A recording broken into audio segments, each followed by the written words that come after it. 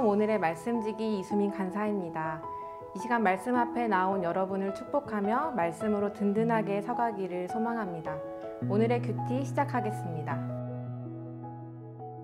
아시아에서 온 유대인들이 바울에 대해 거짓 증언하고 폭행을 행하자 폭동이 일어나기를 원치 않던 천부장이 그를 영내로 끌고 왔습니다. 바울은 많이 맞아서 만신창이가 된 상태에서도 유대인들에게 복음을 전할 기회를 구합니다. 바울은 유대인들을 향해 어떤 마음을 가지고 있었을까요? 로마서 9장 2에서 5절에 보면 내가 그리스도 안에서 참말을 하고 거짓말을 아니하노라. 나에게 큰 근심이 있는 것과 마음에 그치지 않는 고통이 있는 것을 내 양심이 성령 안에서 나와 더불어 증언하노니. 로마서 10장 1, 2에서 2절을 보면 형제들아 내 마음에 원하는 바와 하나님께 구하는 바는 이스라엘을 위함이니 곧 그들로 구원을 받게 함이라. 내가 증언하노니 그들이 하나님께 열심히 있으나 올바른 지식을 따른 것이 아니니라. 우리는 로마서 말씀을 통해 바울이 유대인들을 향한 안타까운 마음을 가지고 있고 그들을 위해 기도하고 있었음을 알 수 있습니다. 바울이 이방인의 사도로 부름받았지만 여전히 유대인들을 사랑하고 있음이 느껴지시나요? 그리고 바울은 유대인들에게 친숙한 히브리어로 부형들, 즉 아버지들이여 형제들이여 라는 공손한 단어로 말을 꺼냈고 군중들은 조용히 그의 말에 귀를 기울입니다. 그리고 바울의 간증이 시작되었습니다.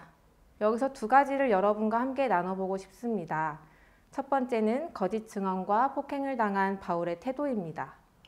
바울은 억울한 상황에서도 자신의 결백함을 주장하거나 더욱 안전한 길로 나아가는 것을 우선시하지 않았습니다. 바울은 이 상황에 내가 어떻게 하면 저들에게 예수님을 전할 수 있을까? 이런 생각뿐이었습니다. 이게 자연스러운 일일까요? 여러분이라면 이런 상황에서 어떤 말이나 태도를 취하셨을 것 같나요? 바울은 예수님을 만난 후 예수님에 대한 생각으로 가득 차 있었습니다. 자신이 죽을 수도 있는 수많은 상황 속에서도 바울은 늘 자신의 안위보다 예수님을 전하는 것이 우선이었습니다. 그래서 바울은 이런 자리조차 놓치지 않고 복음을 전할 기회로 사용하였습니다. 예수님을 만난 자라면 삶은 반드시 변하게 되어 있습니다. 내가 나의 주인인 삶보다 주님이 나의 주인이 되는 삶이 더 귀함을 알게 되고 나의 생각과 목숨보다 더 중요한 것이 복음을 전하는 것임을 깨닫게 됩니다. 바울은 예수님을 만나 깨닫고 변하게 되었기 때문에 삶으로 살아낼 수 있었습니다. 예수님을 영접한 여러분, 삶의 순간순간 주님과 교제하고 주님 닮아가시길, 우리의 삶에 주어진 수많은 상황과 선택 속에서 가치 있는 삶을 선택하시기를 축복합니다. 여러분과 함께 나눌 두 번째는 바울이 유대인들에게 말하는 방식입니다. 바울은 나는 여러분과 다르지 않습니다. 같은 민족, 같은 언어권, 같은 조상, 같은 문화권에 속한 자라고 이야기하며 자신을 그들과 같다고 이야기합니다. 그리고 바울은 다를 바가 하나도 없지만 단 한 가지 다름을 소개합니다. 바로 예수님을 만난 이야기입니다. 바울은 예수님을 따르는 제자들을 잡으러 다메섹으로 가던 중 환한 빛으로 오신 예수님을 만났습니다.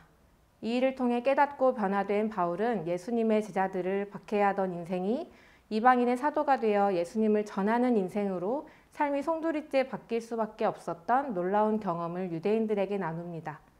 여러분, 우리도 우리 주변에 있는 사람들과 다르지 않습니다. 그러나 단 한 가지 다른 것이 있습니다. 그것은 바로 예수님을 만난 것입니다. 내 삶을 변화시키신 가장 귀한 예수님을 우리는 우리의 사랑하는 이들, 우리 안에 있는 소망에 대해 묻는 사람들에게 전해보는 것 어떨까요?